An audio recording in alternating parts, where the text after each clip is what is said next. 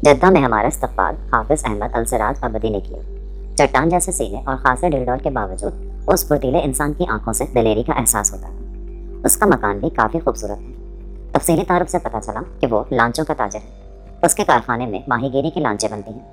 नवाब साहब के साथी मुहिमजों में से एक हैं और ये लोग हमेशा साथ रहते हैं। हाफिज अहमद अलसराज अबदी को हम लोग सिर्फ अहमद साहब कहते थे। बड़ा मेहमान नवाज, अरबों की रिवायत के ऐन मुताबिक पहली रात की नशिस्त में ही काफ़ी बेचैन नजर आ रहा था। कब तक रवाना होना है अलसैयदी? उसने नवाब साहब से पूछा। जब तुम तैयारियां मुकम्मल कर लो। कि हमारे बच्चे आए हैं, इनकी खातिर मदारात ज़रूरी है, वरना तैयारियों का क्या है। तुम्हारी तरफ से मैं इनकी काफ़ी खातिर मदारात कर चुका हूँ, बाकी रास्ते में कर लेंगे। मेरा ख्याल है तुम फौरी तौर पर तैयारियां शुरू कर दो। ओह ठीक है, फिर हम परसों रवाना हो जाएंगे। बिल्कुल ठीक। अहमद साहब के मकान में हमने काफ़ी आराम किया। कौसर साहिबा जनान खाने में थी और उन्हें भी सख्त पर्दा करना पड़ रहा था। इस दौरान हमारी बड़ी खातिर मदारात हुई। तीसरे दिन अहमद साहब ने बताया कि आज रात 9 बजे रवानगी है। हमारी तैयारियां ही क्या थी। रात को ठीक 9 बजे हम एयरपोर्ट पहुंच गए। अहमद साहब के साथ उनका कवि हैकल गुलाम अबूदा भी था। इस तरह हम पांचों बजरिया जहाज लंदन रवाना हो गए। तवील सफ़र था। रास्ते में कोई ख़ास बात मालूम न हुई और तैयारा लंदन के एयरपोर्ट पर उतर गया। यहाँ नए लोगों से मुलाकात हुई। कर्नल डिक्सन सुर्ख रंग का एक इंतहाई हंसमुख इंसान था। हालांकि सख्त सर्दी थी, लेकिन डिक्सन के पूरे खानदान ने एयरपोर्ट पर हमारा इस्तकबाल किया था। वो नवाब फिरोजुद्दीन से बुरी तरह चमक गया। फिर उसने कौसर को भी खींचकर सीने से लगा लिया। खुद उसके साथ बड़े हसीन चेहरे थे। तकरीबन 15 अफराद, जिनमें 3-4 नौजवान, 2 बूढ़े और बाकी औरतें थीं। मेरी भी खूब पजीराई की गई और फिर लंबी लंबी कीमती कारों में यह काफिला कर्नल डिक्सन की रिहाइशगाह की जानिब चल पड़ा। बाद में मालूम हुआ कि कर्नल डिक्सन की रिहाइशगाह यूं तो लंदन के एक बारौनक इलाके में भी है, लेकिन उसकी ये दही कोठी एक इंतहाई खूबसूरत इलाके में थी और हम लोगों को उसी कोठी में ले जाएगी। पुराने तर्ज तामीर की एक इंतहाई हसीन इमारत थी जो एक पुरफिजा और खूबसूरत इलाके में वाक़ थी। कर्नल के ज़ौक़ की मैंने भी दिल में दाद दी। एक कमरा मुझे, एक कमरा अहमद साहब और उनके मुलाजिम को, दूसरा नवाब साहब और कौसर को दिया था। हमारे बराबर ही कर्नल की ख्वाबगाह भी थी। बड़ा ही लुत्फ आया। आज़ादाना माहौल, कहकहे बिखरे हुए थे। कर्नल की 7 लड़कियाँ और 2 लड़के थे। सिर्फ एक लड़की शादीशुदा थी जो अपने शौहर के साथ मुकीम थी। बाकी सब की सब गैर शादीशुदा और हंसने हंसाने वाली थी। हर वक्त कहकहे और नित नई तफरीहात होती थी। कौसर साहिबा माशाल्लाह फिर अपने रंग में मस्त हो गई थी। और लुत्फ की बात यह थी कि उन्होंने डिक्सन की एक साहिबजादी को मेरी तरफ इल्तिफात से आगाह किया था कि मैं पहले उनका ड्राइवर था और अब उनके डैडी ने मुझे अपना सेक्रेटरी बना लिया है। खूबियों का मालिक हूँ, इसीलिए मुझे घर के एक फ़र्द की सी हैसियत हासिल है, वरना मेरी असलियत कुछ नहीं है। और मैंने दिल ही दिल में उनका शुक्रिया अदा किया था कि मेरी अहमियत इसके अलावा कुछ नहीं। माशाल्लाह 2-1 बार उन्होंने मुझे झड़क भी दिया था और मैं खुश था कि कोई हादसा रोनुमा होते होते रह गया है। अजीब लड़की थी, वाकई बेहद अजीब। ना जाने उसकी शख्सियत पर कौन से रंग मुसल्लत थे। तीसरे दिन कुछ और मेहमान भी आ गए। ये सब मुहिम जो थे। एक साहब फ्रांस से आए थे। 2-3 अफराद लंदन के ही थे। नवाब साहब भी उन लोगों में घिरे हुए थे, इसीलिए उमूमन आजकल तन्हाई ही रहती थी। शायद यहाँ 10-15 रोज़ के क़याम का प्रोग्राम था, क्योंकि दूसरे लोग भी आ रहे थे।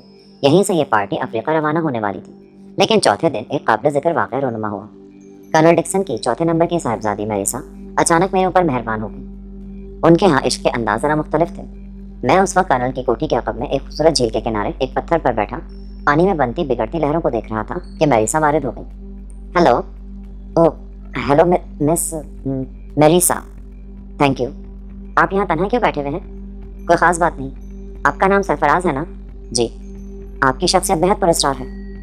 अच्छा, सारे मशरक़ी पुरस्कार होते हैं। अंकल फिरोज़ भी हमारे लिए तो हमेशा एक पुरस्कार राज ही रहे।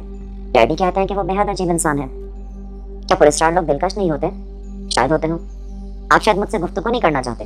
अरे नहीं, ये अंदाज़ा आपने कैसे लगा लिया? आपके मुख्तसर जवाबात से। सॉरी मिस, इसके अलावा आपने मुझे बैठने के लिए भी नहीं कहा। Oh sorry again. आइए तशरीफ़ रखिए। Thank you. क्या आप सचमुच मिस कौसर के सर्वेंट हैं? हाँ, लेकिन आप तो बेहद स्मार्ट आदमी हैं। इससे क्या फ़र्क पड़ता है? अंकल आपकी बहुत तारीफ़ें कर रहे थे। वो खुद भी अच्छे आदमी हैं। जानते हैं, उन्होंने अंकल हार्वर्ड को आपकी तरफ से चैलेंज कर दिया है। इस सिलसिले में शतरंज में अंकल हार्वर्ड इंटरनेशनल खिलाड़ी रह चुके हैं। उन्होंने मॉस्को के टूर्नामेंट में 10 आदमियों से मुकाबला किया था और उन्हें शिकस्त दी थी। ओह, क्या आप उनसे मुकाबला करेंगे? नवाब साहब ने हुक्म दिया तो ज़रूर करूँगा। आप अपने वतन की कुछ बातें करें मिस्टर सरफराज। मेरा वतन? मेरा वतन मेरा वतन है। उसकी दिलकशी को कौन पा सकता है? क्या आप मैरिड हैं? जी नहीं। ओह میں اس لیے پوچھ رہی تھی کہ آپ کو اپنے بیوی بچے تو یاد نہیں آتے؟ یاد آنے کے لیے بیوی بچوں کے علاوہ بھی بہت کچھ ہے۔ آپ کی محبوبہ؟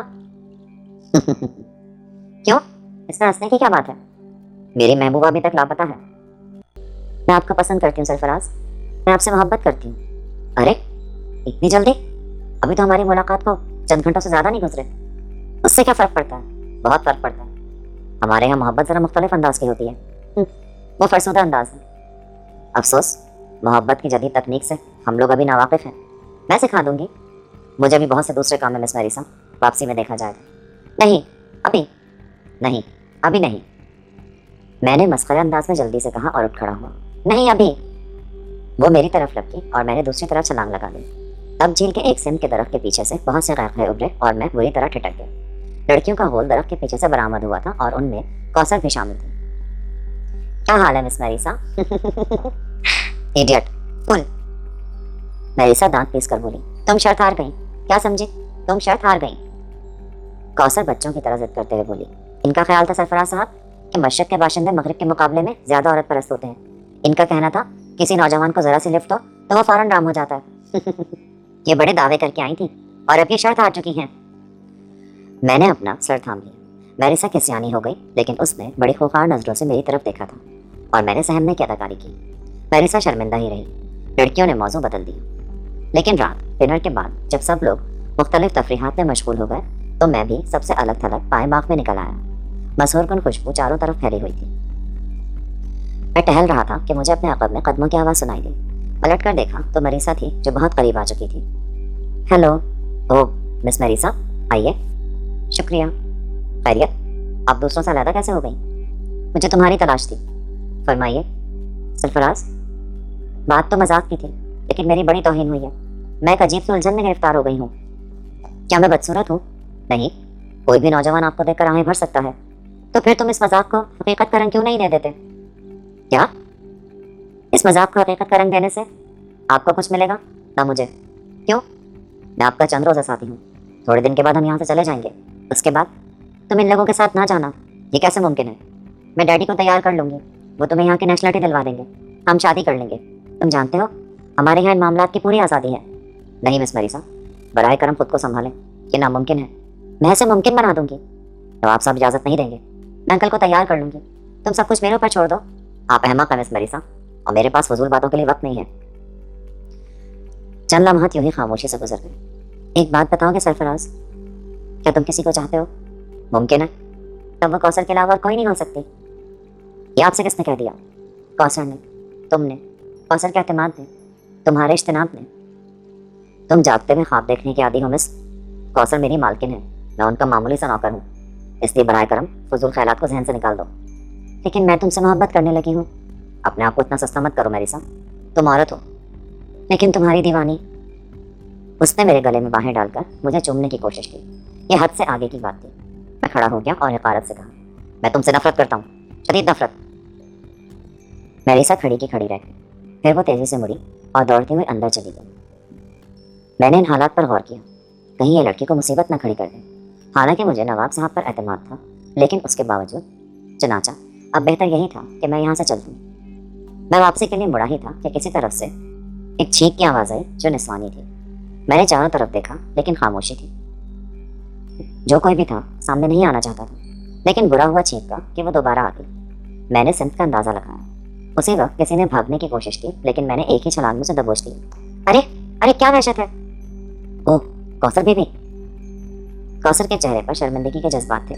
دراصل وہ بہت جھنجھلائی ہوئی تھی، دن بھر خاموش رہی، رات کو بھی سب سے الگ تھلگ رہی۔ پھر جب وہ چلی تو مجھ سے رہا نہیں کیا۔ میں نے سوچا وہ تمہیں کوئی نقصان پہنچانے کی کوشش نہ کرے۔ عجیب پاگل لڑکی ہے وہ۔ آؤ بیٹھیں کچھ دیر، کوثر نے پیش کی۔ میں گھاس پر نیچے بیٹھ گیا، وہ بینچ پر بیٹھ۔ براہ کرم بینچ پر بیٹھ جاؤ کوثر بیوی۔ سرفراز، میں بہت کوشش کرتی ہوں کہ آپ کے سامنے آ کر خود پر قابو رکھوں، لیکن نہ جانے کیوں آپ مجھے میری خطاؤں سے آگاہ کر دیں کوثر بیوی۔ سرفراز صاحب جی، لوگ آپ کے بارے میں الجھن میں مبتلا تھے۔ میرے بارے میں؟ کن لوگوں کی بات کر رہی ہیں آپ؟ رشید صاحب، ابو وغیرہ؟ ان کی نگاہوں میں آپ کی شخصیت پراسرار تھی۔ اوہ، تو یہ وہم ہوگا ان کا۔ میں نے انہیں اپنے بارے میں سب کچھ بتا دیا تھا، لیکن وہ مطمئن نہیں ہو سکے۔ یہ میری بدقسمتی ہے۔ جی نہیں، یہ حقیقت ہے۔ آپ بہت اعلیٰ ظرف انسان ہیں سرفراز صاحب، آپ انتہائی ٹھوس کردار کے مالک ہیں۔ میں نے آپ جیسے انسان بہت کم دیکھے ہوں گے، میں تو کسی قابل نہیں ہوں۔ ویسے کیا دوسرے لوگ یہاں موجود ہیں؟ جی، اگر آپ پھر میرا کوئی تماشا بنانا چاہتی ہیں تو میں حاضر ہوں۔ فرمائیے، آپ کی اس گفتگو کے جواب میں کیا کہوں؟ نہ جانے کیوں میرے لہجے میں کچھ تلخی آ گئی تھی، لیکن کوثر کا سر جھکا رہا۔ وہ میرے اس انداز سے چراغ پا نہیں ہوئی۔ حکم کریں مجھے، بولے کیا کروں میں؟ آج میں نے اپنی فطرت کو سنا دیا سرفراز صاحب، آج سے میں خود کو بدلنے کی کوشش کروں گی۔ نہیں کوثر بیوی، میں تاحیات آپ کی جھڑکیاں گالیاں سننے کو تیار ہوں۔ مجھے اور شرمندہ مت کریں سرفراز صاحب، آپ کو شرمندہ ہونے کی ضرورت نہیں، یہی سب کچھ میری خواہش ہے۔ آخر کیوں؟ افسوس، اس کے علاوہ کچھ نہیں بتا سکتے۔ گویا آپ اپنی شخصیت کے پردے سے نہیں نکلنا چاہتے۔ میری شخصیت پر کوئی پردہ نہیں، غلام فطرت لے کر پیدا ہوا ہوں، غلام ہی رہنا پسند کرتا ہوں۔ للہ، اور شرمندہ مت کرے نا، میں عرض کر چکا ہوں کہ آپ شرمندہ مت ہو۔ سرفراز، میں معافی چاہتی ہوں، میں معافی چاہتی ہوں سرفراز۔ وہ بے اختیار کھڑی ہو گئی، ایک قدم آگے بڑھی، اس کے دونوں ہاتھ اٹھے، لیکن میں جلدی سے پیچھے ہٹ گئی۔ میں آخری بار درخواست کر رہا ہوں کہ مجھے میری اوقات میں رہنے دیا جائے۔ میں نے دونوں ہاتھوں سے کوثر کو روکتے ہوئے کہا۔ وہ شرمندہ سی ہو گئی اور سراسیمہ نگاہوں سے میری طرف دیکھنے لگی۔ پھر اس نے دونوں ہاتھوں سے چہرہ چھپا لیا اور آہستہ سے مڑی، پھر سست قدموں سے رہائشی عمارت کی طرف چلی گئی۔ میں اس وقت تک اسے دیکھتا رہا جب تک اس کا حوالہ میری نگاہوں سے اوجھل نہ ہو گیا۔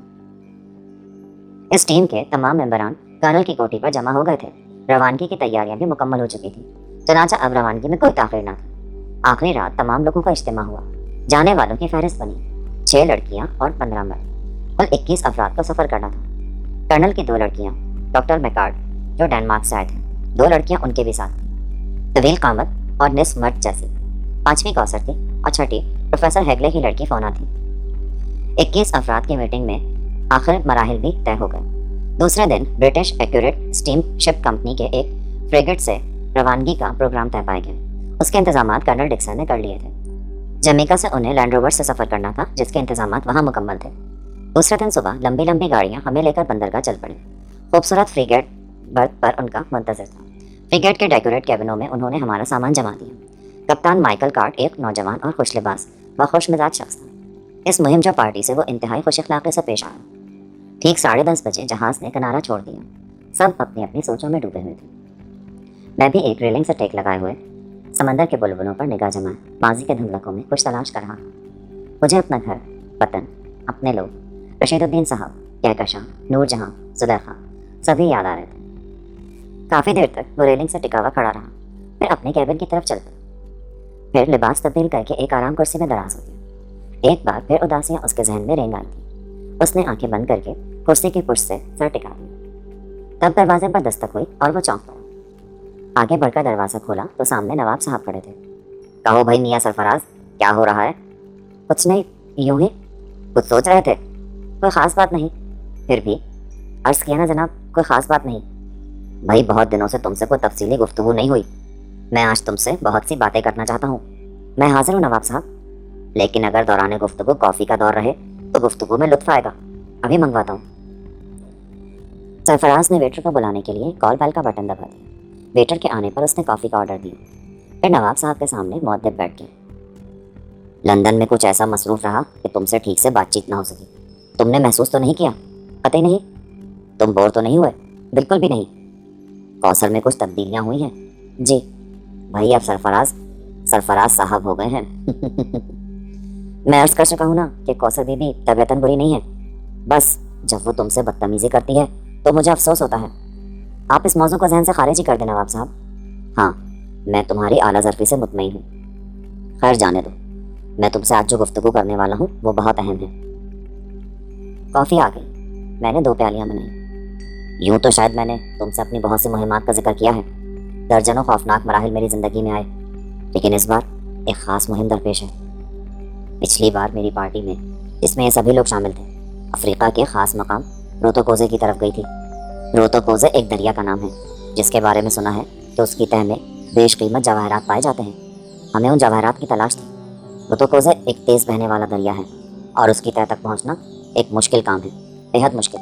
قدم ہی نہیں جما سکتے۔ جم کورسیا تو ایک ماہر تیراک تھا، صرف اسی نے دریا میں اترنے کی ہمت کی، لیکن ہم مشکل سے اس کی زندگی بچا سکے تھے۔ चनाचा सब छोड़ बैठे। तब हमने दरिया के किनारे किनारे सफ़र शुरू कर दिया। हम किसी ऐसी जगह की तलाश में थे जहाँ दरिया अतला हो और बहाव कम हो। इस तरह हमने दरिया के किनारे किनारे एक तवील सफ़र किया, लेकिन दरिया कहीं अतला ना था, बहाव कहीं कम नहीं था। तब हम जी जान छोड़ बैठे मियाँ। उस रात हमने दरिया से थोड़ी दूर हटकर क़याम किया। चारों तरफ वीरान पहाड़ियाँ बिखरी हुई थी। दरिया के किनारे किनारे अलबत्ता हरियाली थी। और फिर रात हो गई। रात को हमने काफ़ी दूर पहाड़ियों में रोशनी देखी और हैरान रह गए। पहले हमारा ख्याल था कि शायद अफ्रीकी वहशियों की कोई बस्ती करीब है और ये रोशनी वहीं से आ रही है। बहरहाल उस ख्याल ने हमें रात भर सोने नहीं दिया। दूसरी सुबह हम बंदूकों से लैस होकर चल पड़े और फिर दरख्तों से कटे हुए मोटे मोटे तनों का एक बड़ा सा अहाता हमें नजर आया। काफ़ी सलीके से बना हुआ था वो अहाता। उसमें बाकायदा बंद होने वाला दरवाज़ा भी था। हम हिम्मत करके उस दरवाजे के करीब पहुंचे। फिर मैंने चीख चीख कर वहाँ मौजूद लोगों को आवाज़ें दी। तब एक आदमी की शक्ल दरवाजे के पास नजर आई। तवील कामत, अवील हुब्सा शख्स, शायद अरबी नस्ल का था। उसकी आंखों में देखना मुश्किल था। बड़ी तेज़ और जानदार आंखें थी उसकी। वो हमें सवालिया अंदाज में देख रहा था। हेलो, कर्नल डिक्सन ने उसे मुखातिब किया। सैया हो? उसने इंग्लिश में पूछा। हाँ। सोने की तलाश में आए हो? उसने दूसरा सवाल किया। फिलहाल तुम्हारे मेहमान बनना चाहते हैं। मेरा मजहब मेहमानों की तवाज़ो को हुक्म देता है, वरना मैं इंसानों से बेजार हूँ। आओ, उसने कहा और मुड़ गया। हम उसके पीछे पीछे अंदर दाखिल हो गए। तवील और अरीज़ अहाता था जहाँ बाकायदा रिहाइशगाह मौजूद थी। अजीब पुरस्कार सा माहौल था जिसने हम लोगों पर एक अजीब सी कैफियत तारी कर दी। बहरहाल क़याम के लिए उसने हमें एक जगह बता दी और खामोशी से बाहर निकल गया। हमारी ख्वाहिश थी कि हम अपने पुरस्कार मेज़बान से कुछ गुफ्तगू कर सकें, उससे दरिया के हीरों के बारे में मालूम करें, इस खित्ते के बारे में मालूमात हासिल करें। बहरहाल वो एक मुहज़्ज़िब नस्ल का इंसान मालूम होता था, लेकिन उसकी पुरस्कार खामोशी, उसका बेजार बेजार सा अंदाज हमारे अंदर जुर्रत ही पैदा नहीं होने दे रहा था कि हम उससे कोई गुफ्तगू कर पाते। क्या ख्याल है फिरोज़, किस टाइप का आदमी है ये? अजीब, ना जाने आदमी है भी या नहीं। ओह, तुम मशरक़ की कोई पुरस्कार दास्तान दोहराओगे? कर्नल डिक्सन ने हंसते हुए कहा। फिर तुम ही इसके बारे में कुछ बताओ। भाई, है तो पुरस्कार शक्ल सूरत से भी मशरक़ ही लगता है। मेरे ख्याल में इसका ताल्लुक मशरक़ वस्ता के किसी मुल्क से है, एक दूसरे ने मेरी तायद में कहा। लेकिन अब किया क्या जाए? क्या मतलब? अरे भाई, क्या सिर्फ इन झोपड़ों में क़याम करोगे? मगर इसने घास न डाली तो फिर क्या खाक मालूम हो सकेगा? तो फिर तुम ही बताओ। थोड़ी देर और इंतज़ार कर लें, फिर उससे मुलाकात की कोशिश करेंगे। अपलोड्स के नोटिफिकेशन हासिल करने के लिए हमारे चैनल को सब्सक्राइब करें और साथ में दिए गए घंटे के निशान को दबाना ना भूलें।